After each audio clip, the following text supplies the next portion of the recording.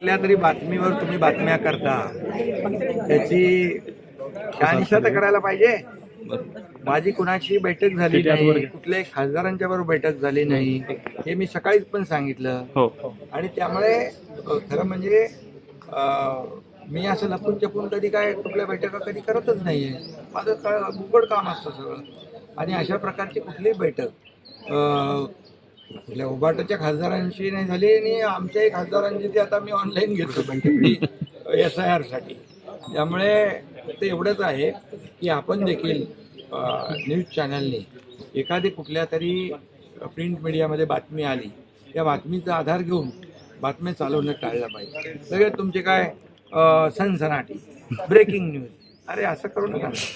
वस्तुस्थिती आपल्याला लोकांसमोर आपण मांडण्याचा नेहमी तुम्ही काम करता. त्यामुळे शहानिशा करूनच, खात्री करूनच बातम्या दिल्या पाहिजे. ह्या अशा बातम्या टाळल्या.